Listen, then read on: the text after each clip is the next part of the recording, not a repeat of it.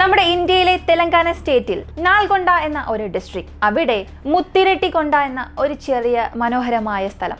ആ ഒരു സ്ഥലത്ത് മാരുതി റാവു എന്ന 56 വയസ്സുള്ള ഒരു വലിയ ബിസിനസ്മാൻ. അദ്ദേഹത്തിന്റെ പ്രധാനപ്പെട്ട തൊഴിൽ കൺസ്ട്രക്ഷൻ എഞ്ചിനീയർ ആണ്. അതുപോലെ ഇദ്ദേഹത്തിന് രാഷ്ട്രീയ പിൻബലമുണ്ട്.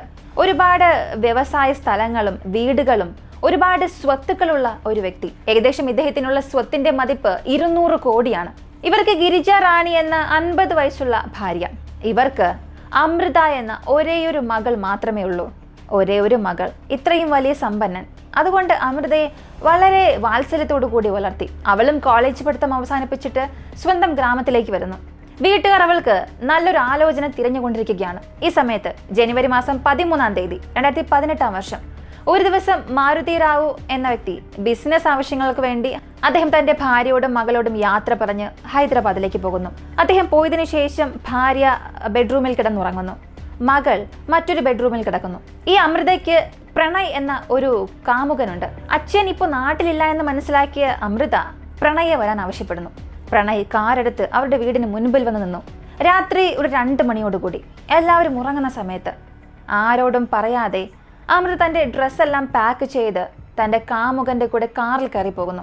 അമൃത എന്ന വളരെ സമ്പന്നന്റെ ഒരു മകൾ എന്തിനും മറ്റൊരാളുടെ കൂടെ ഇങ്ങനെ ഒളിച്ചോടണം? ഇതിനെക്കുറിച്ച് അറിയുന്നതിന് മുൻപ് ഇവരുടെ ഈ ഒരു പ്രണയത്തെക്കുറിച്ച് നമ്മൾ അറിയണം. ഇവർ രണ്ടുപേരും ഒരേ വില്ലേജിലുള്ളവരാണ്.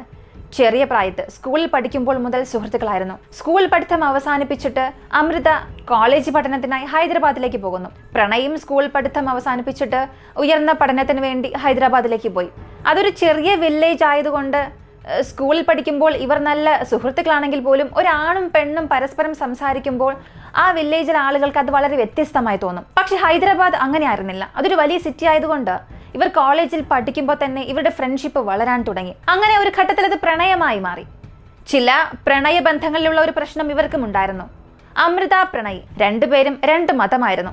തീർച്ചയായും അമൃതയുടെ അച്ഛനാണെങ്കിൽ സമ്പന്നൻ, പ്രണയുടെ കുടുംബമാണെങ്കിൽ വളരെ ദരിദ്ര കുടുംബമായിരുന്നു. ഇവർക്കിടയിലാണെങ്കിൽ 2 മതമാണ്.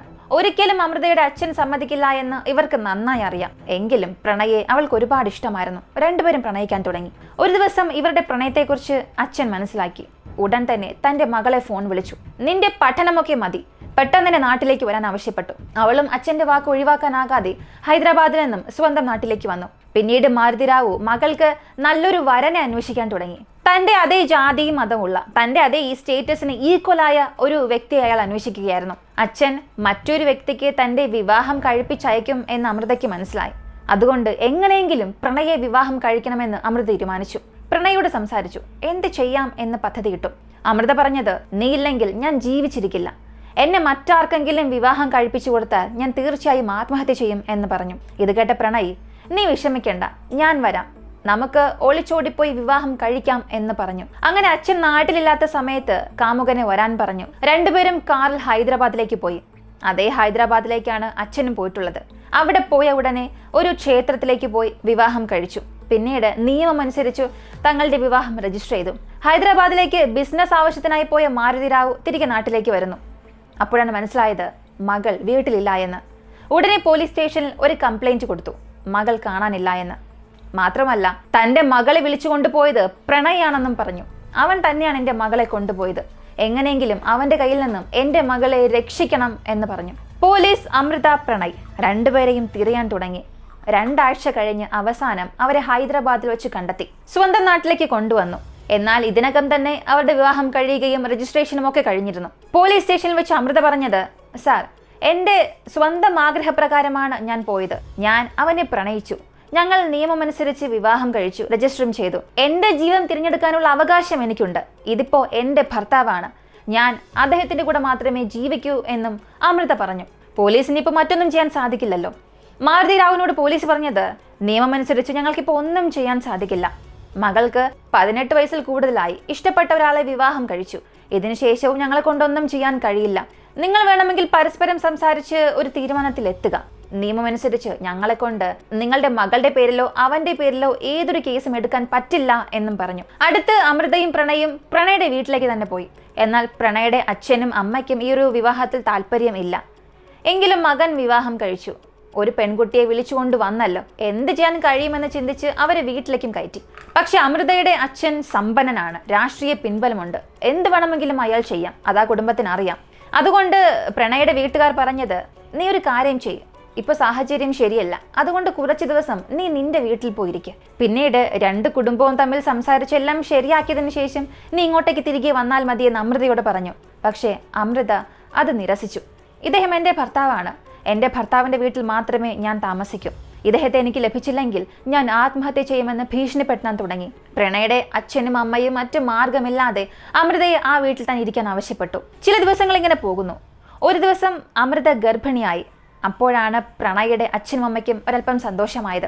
വിവാഹം കഴിഞ്ഞ് 7-8 മാസമായി, യാതൊരു പ്രശ്നവുമില്ല. ഇനി ഇവർക്ക് കുഞ്ഞ് ജനിക്കുകയാണെങ്കിൽ ഒരു പക്ഷേ അവളുടെ അച്ഛനും അമ്മയും സമ്മതിക്കാനുള്ള ഒരു സാധ്യതയുണ്ട് എന്ന രീതിയിൽ ഒരല്പം ആശ്വസിച്ചു. ആ കുടുംബത്തിന്റെ എല്ലാ പ്രശ്നവും തീർന്നു എന്ന് പ്രണയുടെ അച്ഛനും അമ്മയും ചിന്തിച്ചു. അതുപോലെ തന്നെ ഇനി കുടുംബത്തിലെ എല്ലാ പ്രശ്നവും തീർന്നുവെന്ന് എല്ലാവരും ഒരുപോലെ വിശ്വസിച്ചു. എന്നാൽ ഗർഭിണിയായി ഒരു കുഞ്ഞിന്റെ വരവിന് വേണ്ടി കാത്തിരുന്നാലും ഇതിനുശേഷം ആ ദമ്പതികളുടെ ജീവിതത്തിൽ നടക്കാൻ പോകുന്ന കാര്യം ഒരിക്കലും നമുക്ക് സങ്കല്പിക്കാൻ പോലും കഴിയാത്തതായിരുന്നു. അങ്ങനെ അവർക്ക് എന്ത് സംഭവിച്ചു എന്നറിയുന്നതിന് മുൻപ് നിങ്ങളുടെ സമയം 2 സെക്കൻഡ് എനിക്ക് വേണ്ടി മാറ്റിവെച്ച് ഈ വീഡിയോസ് നിങ്ങൾക്ക് ഇഷ്ടപ്പെടുകയാണെങ്കിൽ ലൈക്ക് ചെയ്തിട്ട് കമൻറ്റ് ചെയ്യുക. ഒരുപക്ഷെ ഈ ചാനൽ നിങ്ങൾ ഇതുവരെയും സബ്സ്ക്രൈബ് ചെയ്യാതെയാണ് കാണുന്നതെങ്കിൽ മറക്കാതെ സബ്സ്ക്രൈബ് ചെയ്ത് എന്നെ സപ്പോർട്ട് ചെയ്യുക.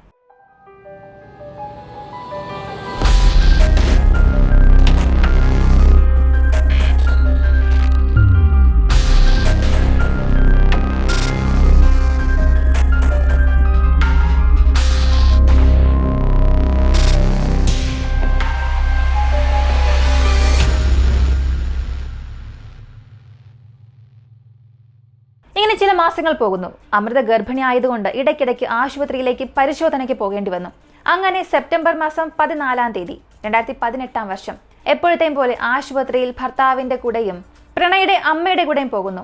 അടുത്തുള്ള ജ്യോതി എന്ന ആശുപത്രിയിൽ ചെന്ന് പരിശോധന അവസാനിപ്പിച്ചിട്ട് ഉച്ചയ്ക്ക് ഒരു 1:30 ആശുപത്രിയിൽ നിന്നും പുറത്തേക്ക് വരുന്നു. ആശുപത്രിയിൽ നിന്നും പുറത്തേക്ക് വരുന്ന ആ ഒരു കാഴ്ചകൾ CCTVയിൽ പതിഞ്ഞിരുന്നു. 3 പേരും നടന്നു പോയിക്കൊണ്ടിരിക്കുമ്പോൾ സംശയം തോന്നിപ്പിക്കുന്ന ഒരാൾ കയ്യിൽ ഒരു വലിയ ആയുധവുമായി ഇവരെ പിന്തുടർന്നു വരുന്നു. അങ്ങനെ വന്ന ആ വ്യക്തി പുറകിൽ നിന്ന് പ്രണയുടെ തലയിലും കഴുത്തിലും 2 തവണ ആ കഠിനമായ വസ്തു ഉപയോഗിച്ച് ആക്രമിച്ചതിൽ പ്രണയി രക്തം വാർന്ന് അവിടെ തന്നെ മയങ്ങി വീഴുന്നു. അടുത്ത 5 സെക്കൻഡിനുള്ളിൽ തന്നെ ആശുപത്രിയുടെ മുൻപിൽ വെച്ച് തന്നെ അദ്ദേഹത്തിന്റെ ജീവൻ നഷ്ടപ്പെട്ടു. തന്റെ കൺമുൻപിൽ വെച്ച് തന്റെ ഭർത്താവ് ആക്രമിക്കപ്പെടുന്നത് കണ്ട് ആ ഒരു ഞെട്ടലിൽ അമൃത അവിടെ തന്നെ ബോധം നഷ്ടപ്പെട്ട് വീഴുന്നു. പ്രണയെ ആക്രമിച്ച ആ ഒരു വ്യക്തി അമൃതയെയും ഒന്നും ചെയ്തിട്ടില്ല, പ്രണയുടെ അമ്മയെയും ഒന്നും ചെയ്തിട്ടില്ല. അയാൾ അടുത്ത 1 സെക്കൻഡിൽ തന്നെ അവിടെ നിന്നും ഓടി രക്ഷപ്പെടുകയും ചെയ്തു. ഉടനെ അവിടെ ആളുകളെല്ലാം തടിച്ചുകൂടുന്നു. പ്രണയെ ആശുപത്രിയിലേക്ക് കൊണ്ടുപോകുന്നു. പരിശോധിച്ചപ്പോൾ അയാൾ മരിച്ചുവെന്നും പറഞ്ഞു. അടുത്ത ഭാഗത്ത് അമൃതയ്ക്ക് ബോധം നഷ്ടമായി. അവളെയും അതേ ആശുപത്രിയിൽ അഡ്മിറ്റ് ചെയ്തു. 2 ദിവസം കഴിഞ്ഞ് അമൃത കണ്ണു തുറന്നു നോക്കുമ്പോഴാണ് മനസ്സിലായത് തന്റെ ഭർത്താവ് മരിച്ചുപോയി എന്ന്. അവളെ കൊണ്ടത് വിശ്വസിക്കാനേ സാധിച്ചില്ല. അവൾ അലറി നിലവിളിച്ച് കരയാൻ തുടങ്ങി. ഭർത്താവ് ജീവിച്ചിരിപ്പില്ല എന്ന് അവളെ കൊണ്ട് വിശ്വസിക്കാനേ സാധിച്ചില്ല. 2 ദിവസം കഴിഞ്ഞ് അവൾ പതിയെ അതിൽ നിന്നും റിക്കവറായി വരുമ്പോൾ ഈ ഒരു കൊലപാതക കേസ് പോലീസ് അന്വേഷിക്കാനും തുടങ്ങിയിരുന്നു. പോലീസ് അന്വേഷണം അമൃതയിൽ നിന്നും ആരംഭിച്ചു. എന്നാൽ അമൃത ഒരല്പം പോലും താമസിക്കാതെ പറഞ്ഞ ഒരേയൊരു പേര്, സർ, എൻ്റെ അച്ഛനാണ് എൻ്റെ ഭർത്താവിനെ കൊന്നത് എന്ന്. ഞങ്ങളുടെ വിവാഹത്തിൽ അദ്ദേഹത്തിന് ഇഷ്ടമല്ലായിരുന്നു. പലപ്പോഴും അദ്ദേഹം ഞങ്ങളെ ഭീഷണിപ്പെടുത്താറുണ്ടായിരുന്നു. ഞാൻ ഗർഭിണിയായി എന്ന് മനസ്സിലാക്കിയതിനു ശേഷം ഒരു പക്ഷേ ദേഷ്യവും വെറുപ്പും അദ്ദേഹത്തിന് അധികമായിട്ടുണ്ടാകാം. എൻ്റെ ഭർത്താവിനെ കൊന്നിട്ടുണ്ടാകാം. ഈ കൊലപാതകത്തിന് അച്ഛനാണ് പൂർണ്ണ ഉത്തരവാദി എന്ന് പറഞ്ഞു. എന്നാൽ കൊലപാതകം നടന്നപ്പോൾ അച്ഛൻ ഹൈദരാബാദിലായിരുന്നു. അവിടെ ഒരു പോലീസ് ഓഫീസറെ കാണാനായിരുന്നു പോയത്. അദ്ദേഹം അന്ന് സ്ഥലത്തില്ലെങ്കിൽ പോലും മറ്റാരെങ്കിലും വെച്ച് കൊലപാതകം ചെയ്തിട്ടുണ്ടാകുമെന്ന് അമൃത പോലീസിനോട് പറഞ്ഞു. അമൃത മാത്രമല്ല, മരിച്ച പ്രണയുടെ അച്ഛനും അമ്മയും അത് തന്നെയാണ് പറഞ്ഞത്. ഇവർക്ക് വിവാഹം നടന്ന അന്ന് മുതൽ തന്നെ മാരുതി റാവു ഒരുപാട് പ്രശ്നങ്ങൾ ചെയ്യുന്നുണ്ട്. അയാൾ തന്നെയാണ് എൻ്റെ മകനെ കൊന്നത് എന്ന് ആ കുടുംബം പറഞ്ഞു. വീണ്ടും അമൃത പറഞ്ഞത്, സർ, ഞാൻ ഹൈദരാബാദിലായിരിക്കുമ്പോൾ എൻ്റെ പ്രണയം അച്ഛൻ കണ്ടുപിടിച്ചിരുന്നു. തുടർന്ന് അച്ഛൻ എന്നെ നാട്ടിലേക്ക് കൊണ്ടുവന്നു. അപ്പോൾ മുതൽ എന്നെ വീട്ടിൽ അടച്ചു വെച്ച് ടോർച്ചർ ചെയ്യാൻ തുടങ്ങി. മറ്റൊരാളെ കൊണ്ട് എന്നെ വിവാഹം കഴിപ്പിക്കാൻ തീരുമാനിച്ചു. കൂടാതെ അച്ഛന് ശ്രാവൺ എന്നൊരു സഹോദരനുണ്ട്. 2 പേരും ചേർന്നാണ് എന്നെ ടോർച്ചർ ചെയ്തത്. ശാരീരികമായി പോലും എന്നെ ഒരുപാട് ടോർച്ചർ ചെയ്യാൻ തുടങ്ങി. ഒരു ഘട്ടത്തിൽ ഇവരുടെ ടോർച്ചർ താങ്ങാൻ കഴിയാതെയാണ് ഞാൻ വീട്ടിൽ നിന്നും ഒളിച്ചോടാൻ തീരുമാനിച്ചത്. അങ്ങനെയാണ് ഞങ്ങളുടെ വിവാഹവും നടന്നതെന്ന് പറഞ്ഞു. വിവാഹം കഴിഞ്ഞു. അതിനുശേഷം പോലും അച്ഛൻ ഞങ്ങളെ വേർപിരിക്കാൻ ഒരുപാട് ശ്രമിച്ചു. ഞാൻ ഒന്നിനും സമ്മതിച്ചില്ല. എന്നാൽ ഞാൻ ഗർഭിണിയായി എന്ന വിവരം എൻ്റെ അമ്മ വഴി അച്ഛൻ അറിഞ്ഞപ്പോൾ അത് അച്ഛനെ കൊണ്ട് അംഗീകരിക്കാൻ സാധിച്ചില്ല. മറ്റൊരു ജാതിയിലുള്ള വ്യക്തി കാരണം എൻ്റെ മകൾ ഗർഭിണിയായി എന്നുള്ളത് അച്ഛനെ കൊണ്ട് അംഗീകരിക്കാൻ സാധിച്ചില്ല. അതുകൊണ്ട് എൻ്റെ ഭർത്താവായി പ്രണയെ കോണ്ടാക്ട് ചെയ്തു. നിനക്ക് ഞാൻ 3 കോടി രൂപ തരാം. ഈ 3 കോടി നിനക്കെടുക്കാം. എൻ്റെ മകളുടെ വയറ്റിൽ വളരുന്ന കുഞ്ഞിനെ നീ നശിപ്പിക്കണം, അബോർഷൻ ചെയ്യണം. പിന്നീട് മകളുമായി നീ വേർപിരിയണം. പിന്നീട് എന്ത് ചെയ്യണമെന്ന് എനിക്കറിയാം. നിനക്ക് 3 കോടി രൂപ ലഭിക്കും. ഇത് നിനക്ക് ജീവിതത്തിൽ ഒരിക്കലും കിട്ടാനുള്ള യാതൊരു സാധ്യതയും ഇല്ല എന്നൊക്കെ എൻ്റെ ഭർത്താവിൻ്റെ മനസ്സ് മാറ്റാൻ ശ്രമിച്ചു. പക്ഷെ ഭർത്താവ് അദ്ദേഹത്തിൻ്റെ സ്റ്റാൻഡിൽ തന്നെ ഉറച്ചു നിന്നു. എനിക്ക് എൻ്റെ ഭാര്യയും കുഞ്ഞുമാണ് പ്രധാനം. നിങ്ങളുടെ പണം എനിക്ക് ആവശ്യമില്ല എന്ന് അദ്ദേഹം പറഞ്ഞു. ഇങ്ങനെയൊക്കെ സംഭവിച്ചു എന്ന കാര്യം ഭർത്താവ് എന്നോടും പറഞ്ഞു. പിന്നീട് അച്ഛനോടും അമ്മയോടും ഞാൻ ഫോൺ വിളിച്ചു പറഞ്ഞു, ദയവ് ചെയ്ത് ഇതുപോലെ ബാർഗെയിനിങ് ചെയ്യാൻ വിളിക്കരുത്. ദയവ് ചെയ്ത് ഞങ്ങളെ ജീവിക്കാൻ അനുവദിക്കണമെന്ന് പല തവണ ഞാൻ അച്ഛനോടും അമ്മയോടും ഞാൻ കെഞ്ചി ചോദിച്ചിട്ടുണ്ട്. അച്ഛന് ഞങ്ങളിൽ ഒരു വെറുപ്പുണ്ടെങ്കിലും ഞാൻ ഗർഭിണിയായി എന്നറിഞ്ഞതിന് ശേഷമാണ് ഭർത്താവിൽ അദ്ദേഹത്തിന് ഒരു വെറുപ്പുണ്ടായത്. തീർച്ചയായും എനിക്ക് പറയാൻ സാധിക്കും, നടന്ന ഈ സംഭവങ്ങളെല്ലാം വെച്ച് നോക്കുമ്പോൾ അച്ഛൻ തന്നെയായിരിക്കും കൂലിപ്പട ഉപയോഗിച്ച് എൻ്റെ ഭർത്താവിനെ കൊന്നത് എന്ന് അമൃത വീണ്ടും വീണ്ടും പറഞ്ഞു. ഇപ്പോൾ തെലങ്കാന സ്റ്റേറ്റ് മുഴുവനും ഈ ഒരു സംഭവത്തെക്കുറിച്ച് അറിയാൻ തുടങ്ങി. TV-യിൽ, ന്യൂസിൽ എല്ലാത്തിലും ഇതിനെക്കുറിച്ച് സംസാരിക്കാൻ തുടങ്ങി. ആ സ്റ്റേറ്റിൽ എവിടെ നോക്കിയാലും പ്രതിഷേധങ്ങൾ പൊട്ടിപ്പുറപ്പെട്ടു. പ്രണയുടെ കൊലപാതകയെ കണ്ടെത്തി ശരിയായ ശിക്ഷ വാങ്ങിക്കൊടുക്കണമെന്ന് ജനങ്ങൾ പല സ്ഥലങ്ങളിൽ സംസാരിക്കാൻ തുടങ്ങി. പോലീസ് ഈ ഒരു കേസിൽ ആദ്യത്തെ കുറ്റവാളിയായി കരുതപ്പെടുന്ന മാരുതി റാവു എന്ന അമൃതയുടെ അച്ഛൻ അന്വേഷിക്കുന്നു. അദ്ദേഹം പറഞ്ഞത്, ഈ ഒരു വിവാഹത്തിൽ എനിക്ക് താല്പര്യമില്ല, പക്ഷേ ഞാൻ തന്നെ കൊന്നുവെന്ന് എങ്ങനെ പറയാൻ സാധിക്കും? ഈ ഒരു സംഭവം നടന്നപ്പോൾ ഞാൻ ഈ നാട്ടിലേ ഇല്ലായിരുന്നു, ഹൈദരാബാദിലായിരുന്നു. ഒരു പോലീസ് കമ്മീഷണറെ മീറ്റ് ചെയ്യാൻ പോയിരുന്നു. നിങ്ങൾക്ക് വേണമെങ്കിൽ അയാളോട് ചോദിക്കാം. ഞാൻ ഒരു ദിവസം മുഴുവനും അവിടെ തന്നെ ആയിരുന്നു എന്നും പറഞ്ഞു. പക്ഷെ അമൃത പറഞ്ഞത് അച്ഛൻ നേരിട്ട് ചെയ്തിട്ടുണ്ടാകില്ല, ആൾ വെച്ച് ചെയ്തിട്ടുണ്ടാകുമെന്നാണ്. അതിനാൽ മാരുതി റാവുയുടെ ഫോൺ കോൾ റെക്കോർഡ്സ് പരിശോധിച്ചു. അങ്ങനെ പരിശോധിച്ചപ്പോൾ ഈ കൊലപാതകം നടന്നപ്പോൾ രാവിലെ മുതൽ വൈകുന്നേരം വരെയും അയാൾ തുടർന്ന് സംശയം തോന്നിപ്പിക്കുന്ന പല വ്യക്തികളെയും ഫോൺ വിളിച്ചിട്ടുണ്ടായിരുന്നു. ആ കോൾ റെക്കോർഡ്സിൽ അതിൽ 2-3 പേർ ഇതിനകം തന്നെ പോലീസിന് വളരെ പരിചയമുള്ളവരായിരുന്നു. ഇതിനകം പല കൊലപാതക കുറ്റങ്ങളിൽ അറസ്റ്റ് ചെയ്യപ്പെട്ടവരും ബെയിലിൽ പുറത്തിറങ്ങിയവരുമാണ്. പോലീസിന് മനസ്സിലായി മാരുതി റാവു തന്നെയാണ് ആള് വെച്ച് പ്രണയെ കൊന്നതെന്ന്. ഇപ്പോൾ ലഭിച്ച തെളിവുകളുടെ അടിസ്ഥാനത്തിൽ വീണ്ടും മാരുതി റാവു ചോദ്യം ചെയ്തപ്പോൾ അതുവരെയും തന്റെ നിലപാടിൽ ഉറച്ചു നിന്ന ആ വ്യക്തി ഇപ്പോൾ ഇതെല്ലാം കേട്ടപ്പോൾ മറ്റു മാർഗമില്ലാതെ സത്യം പറയാൻ തുടങ്ങി. ഞാൻ തന്നെയാണ് അവനെ ആള് വെച്ച് കൊന്നത് എന്ന് പറഞ്ഞു. പോലീസിന്റെ അന്വേഷണത്തിൽ കണ്ടെത്തിയത് ഈ ഒരു കൊലപാതകത്തിൽ ഒരാളോ 2 പേരോ അല്ല, മൊത്തം 7 പേർ ഉൾപ്പെട്ടിട്ടുണ്ട്. ആദ്യത്തെ കുറ്റവാളിയെ കരുതപ്പെടുന്നത് അമൃതയുടെ അച്ഛനായ മാരുതി റാവു ആണ്. ഈ കൊലപാതകം എങ്ങനെ സംഭവിച്ചു എന്ന് ചോദിച്ചാൽ, മാരുതി റാവു അദ്ദേഹത്തിന് അറിയാവുന്ന ഒരു വ്യക്തിയോട്, അസ്കർ അലി എന്ന വ്യക്തിയോട് മരുമകനെ കൊല്ലാൻ ആവശ്യപ്പെട്ടു. അസ്കർ അലി അബ്ദുൾ ബാരി എന്ന മറ്റൊരു വ്യക്തിയെ പരിചയപ്പെടുത്തി. ഇപ്പോൾ അബ്ദുൾ ബാരി അബ്ദുൾ ഖറി എന്ന മറ്റൊരാളെ ഇൻട്രൊഡ്യൂസ് ചെയ്തു. ഇതിനുശേഷം സമൃദ്ധ ശിവ, പിന്നീട് സുഭാഷ് കുമാർ ശർമ്മ, ഇവർ 2 പേരുമാണ് ഈ കൊലപാതകത്തിൽ ഡയറക്റ്റ് ഇൻവോൾവ് ആയത്. ഈ കോർഡിനേഷനിലെല്ലാം ഈ മാരുതി റാവുവിന്റെ സഹോദരൻ ശ്രാവൺ എന്ന ആ ഒരു വ്യക്തിയും ഇൻവോൾവ് ആയിട്ടുണ്ട്. മൊത്തത്തിൽ 7 പേർ ഇതിൽ ഉൾപ്പെട്ടിട്ടുണ്ട്. യഥാർത്ഥത്തിൽ പ്രണയെ കൊന്നതാരെന്ന് ചോദിച്ചാൽ സുഭാഷ് കുമാർ ശർമ്മ എന്ന ആ ഒരു വ്യക്തിയായിരുന്നു വളരെ കഠിനമായ ഒബ്ജക്റ്റ് ഉപയോഗിച്ച് പുറം തലയിൽ അയാളെ ആക്രമിച്ചത്. ഈ 7 പേരുടെ വിവരവും ലഭിച്ചതോടുകൂടി അടുത്ത ഒരാഴ്ചയ്ക്കുള്ളിൽ തന്നെ ഈ 7 പേരെയും പോലീസ് അറസ്റ്റ് ചെയ്തു. സാധാരണ അറസ്റ്റ് ചെയ്താൽ എന്ത് സംഭവിക്കും? ഇവർ എങ്ങനെയുള്ള കുറ്റങ്ങളെല്ലാം ചെയ്തു, അതിൻ്റെ തെളിവുകൾ എന്ത്, ഐ വിറ്റ്നസ് ഉണ്ടോ, ഇങ്ങനെ പോലീസ് ഒരു വലിയ ചാർജ് ഷീറ്റ് തയ്യാറാക്കും. അത് കോടതിയിൽ സമർപ്പിക്കും. അതിന് മാക്സിമം ഒരു 90 days ആണ് ആ കോടതിയിൽ പെർമിഷൻ നൽകുന്നത്. ആ 90 daysനുള്ളിൽ നമ്മളിത് ഫയൽ ചെയ്തില്ലെങ്കിൽ കുറ്റവാളികൾക്ക് ഒരു പക്ഷേ ബെയിൽ ലഭിക്കാൻ സാധ്യതയുണ്ട്. എന്നാൽ ഇത് വളരെ കോംപ്ലിക്കേറ്റഡ് ആയിട്ടുള്ള ഒരു കേസ് ആയതുകൊണ്ട് ഈ ചാർജ് ഷീറ്റ് ഫയൽ ചെയ്യാൻ പോലീസിന് മൊത്തം 9 മാസം സമയം ആവശ്യമായി വന്നു. മറ്റു മാർഗമില്ലാതെ ഈ കേസിൽ ബന്ധപ്പെട്ട 7 പേർക്കും ബെയിൽ ലഭിച്ചു. അതെ, ബെയിൽ മാത്രമാണ് ലഭിച്ചത്. പക്ഷെ പോലീസ് ഈ ഒരു അന്വേഷണം വീണ്ടും ട്രയലിന് കൊണ്ടുപോകുമ്പോൾ വീണ്ടും ഇവരെ അറസ്റ്റ് ചെയ്ത് ഇവർക്ക് ശിക്ഷ ലഭിക്കാനുള്ള സാധ്യതയുണ്ട്. ഈ ഒരു കേസ് തെലങ്കാന സ്റ്റേറ്റിൽ തന്നെ വലിയൊരു സംഘർഷമുണ്ടാക്കിയത് കൊണ്ട് താൻ പ്രണയിച്ച ഒരാളെ, വിവാഹം കഴിച്ച ഒരാളെ തന്നെ ആ മകളുടെ അച്ഛൻ കൊന്നതുകൊണ്ട് ആ സ്റ്റേറ്റ് മുഴുവനും വലിയൊരു പ്രതിഷേധമുണ്ടാക്കി. ഗവൺമെന്റ് ഈ ഒരു കേസിന് ഒരു സ്പെഷ്യൽ അറ്റൻഷൻ കൊടുത്തു. ഇതിൽ ഇരയായ അമൃതയ്ക്ക് ഗവൺമെന്റിൽ നിന്നും 8 ലക്ഷം രൂപ പണം കൊടുക്കാൻ തയ്യാറായി. ഗവൺമെന്റ് ജോബ് കൊടുക്കാൻ തയ്യാറായി. അവൾക്ക് വീട്, സൗകര്യം എല്ലാം കൊടുക്കാനും തയ്യാറായി. എന്നാൽ അങ്ങനെയാണെങ്കിലും അമൃത ഈ ഒരു പ്രണയുടെ അച്ഛനും അമ്മയും പറഞ്ഞത്, ഞങ്ങൾക്കിതൊന്നും ആവശ്യമില്ല, 4 ലക്ഷം രൂപ പണം മാത്രം ഞങ്ങൾ എടുക്കാം, അത് ഭർത്താവിൻ്റെ അവസാന ചടങ്ങുകൾക്ക് വേണ്ടി ഞാൻ ഉപയോഗിക്കാം. മറ്റ് യാതൊരുവിധ ആനുകൂല്യവും വേണ്ട. ഞങ്ങൾക്ക് ആവശ്യം പണമല്ല, വീടോ സൗകര്യങ്ങളോ അല്ല. ഞങ്ങൾക്ക് ആവശ്യം എൻ്റെ ഭർത്താവിൻ്റെ മരണത്തിൻ്റെ നീതിയാണ്.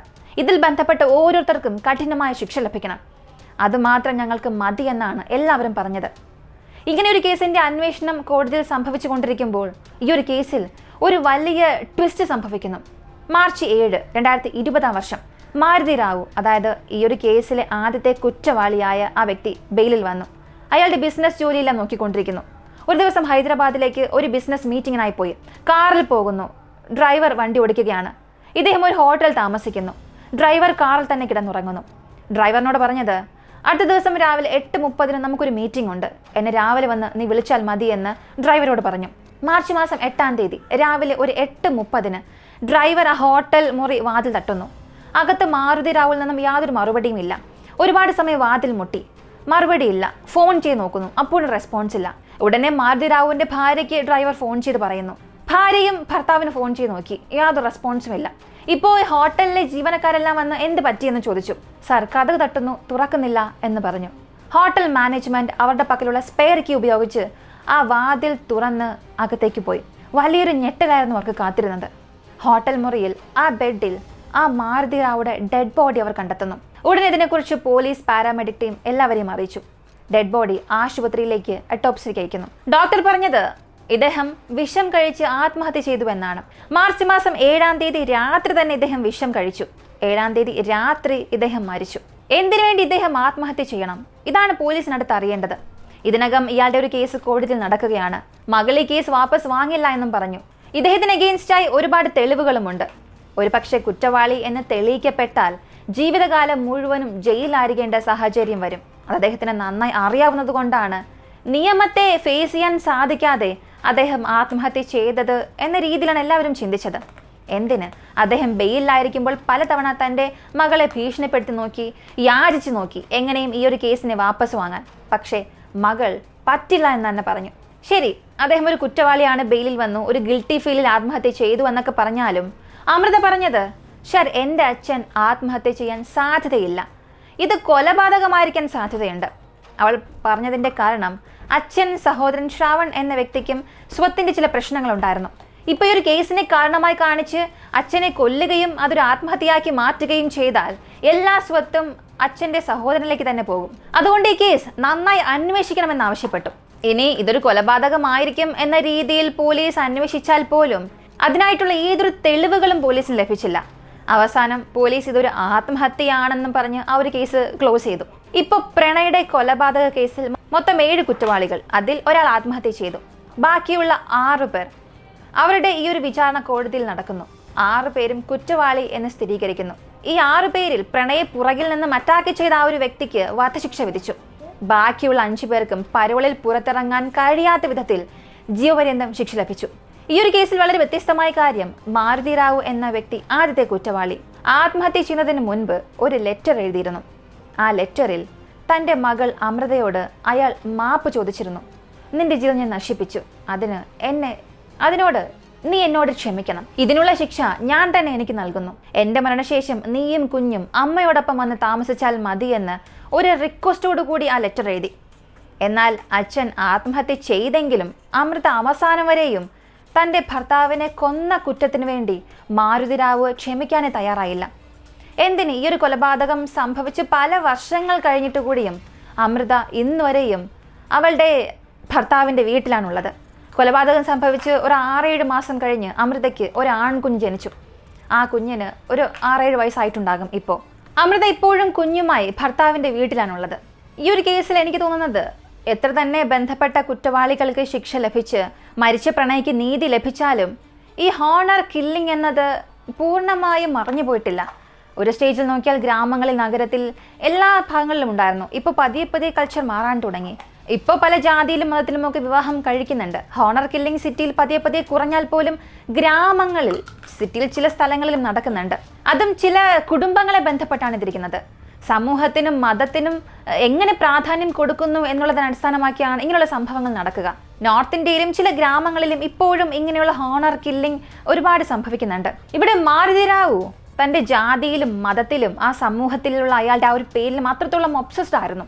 അതൊരിക്കലും വിട്ടുപോകരുത് എന്ന് അയാൾ ആഗ്രഹിച്ചു. അതിനുവേണ്ടി ആരെ കൊല്ലേണ്ടി വന്നാലും അതിന് തയ്യാറായിരുന്നു. മകൾ ഗർഭിണിയാണ് എന്നറിഞ്ഞിട്ട് കൂടിയും അദ്ദേഹത്തിന്റെ മനസ്സിന് മാറ്റം വന്നിട്ടേ ഇല്ലായിരുന്നു. അതിനുശേഷവും മകളുടെ ഭർത്താവിനെ കൊന്നത് ക്ഷമിക്കാൻ കഴിയാത്ത തെറ്റു തന്നെയാണ്. അവരെ ജീവിക്കാൻ അനുവദിച്ചിരുന്നെങ്കിൽ കുഞ്ഞുമായി അവർ നന്നായി ഇപ്പോൾ ജീവിച്ചിരുന്നേനെ. പക്ഷേ ഒരു ചെറിയ സംഭവത്തിലൂടെ അവരുടെ മുഴുവൻ ജീവിതത്തെ തന്നെ മാറ്റി. ഈ ഒരു സംഭവത്തെ അടിസ്ഥാനമാക്കി രാം ഗോപാൽ വർമ്മ മർഡർ എന്ന ഒരു സിനിമ റിലീസ് ചെയ്തു. സമയം ലഭിക്കുകയാണെങ്കിൽ നിങ്ങൾക്ക് ആ സിനിമ കണ്ടു നോക്കാം. ഈ ഒരു സംഭവത്തെക്കുറിച്ചുള്ള നിങ്ങളുടെ അഭിപ്രായം എന്താണെന്നുള്ളത് കമന്റിൽ പറയുക. ഹോണർ കില്ലിംഗ് നമുക്ക് എങ്ങനെ അവസാനിപ്പിക്കാം? പെട്ടെന്നൊന്നും അവസാനിപ്പിക്കാൻ കഴിയില്ല. തീർച്ചയായും ഒരുപക്ഷെ വരും തലമുറയിൽ അത് കുറഞ്ഞു എന്ന് വരാം. എങ്കിലും അങ്ങനെ കുറയ്ക്കാനുള്ള എന്തെങ്കിലും ഒരു ഓപ്ഷൻ നിങ്ങളുടെ പക്കലുണ്ടെങ്കിൽ അത് കമന്റിൽ പറയുക. ഇങ്ങനെയുള്ള വീഡിയോസാണ് താല്പര്യമുള്ളവരാണ് നിങ്ങളെങ്കിൽ ഇപ്പോൾ തന്നെ നമ്മുടെ ചാനൽ സബ്സ്ക്രൈബ് ചെയ്യുക. മറ്റൊരു വീഡിയോയുമായി വീണ്ടും കാണാം.